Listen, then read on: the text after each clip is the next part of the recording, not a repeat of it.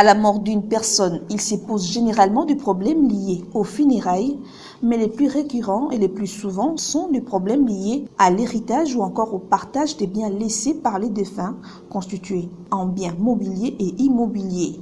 Tandis que les femmes et les enfants constituent les premières victimes de ces conflits de succession, d'où l'intérêt de l'ONG Océan à organiser cette énième formation autour de la succession, telle qu'est prévue dans le Code de la famille congolaise. Maître François Monono a dans son exposé éclairé les bénéficiaires sur les concepts qui entourent les mots succession avant de revenir sur le but de cette formation et son implication dans la lutte contre le changement climatique. Il se pose un problème de partage d'héritage, un problème de succession. Et très souvent, c'est la coutume qui prime sur le droit.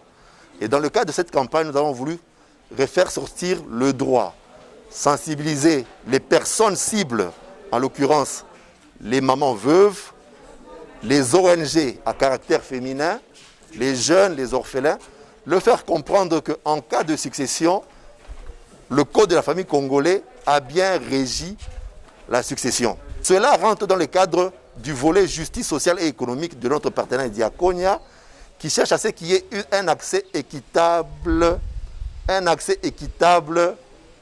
aux ressources naturelles, un accès équitable des personnes défavorisées à la terre. Le changement climatique cherche à ce qu'il y ait une justice équitable, une justice climatique équitable.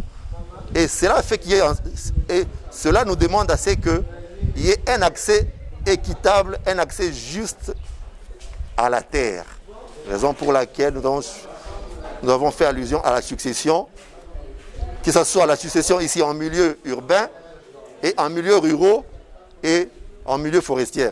Les bénéficiaires de cette formation reviennent ici sur l'essentiel des enseignements reçus après les travaux en groupe.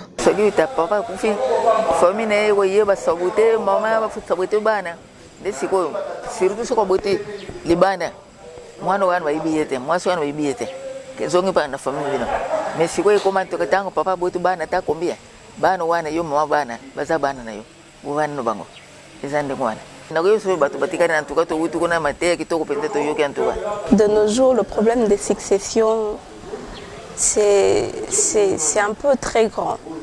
Ça dérange les familles, ça dérange la société dans laquelle nous nous trouvons.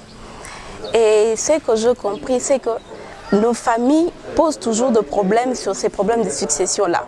Mais maintenant, je sais qu'il y a une procédure, une façon bien définie pour pouvoir séparer ces choses-là. Et j'ai compris que ce n'est pas tout le monde qui a droit à tout. Il y a des gens qui ont droit et il y a d'autres qui n'en ont pas. Et d'autres ont droit parce que d'autres ne sont pas là. Vous voyez, c'est un peu ça. J'ai essayé un peu de comprendre comment se font les lois, comment ça se suit, comment on les partage. Et c'est un peu ça.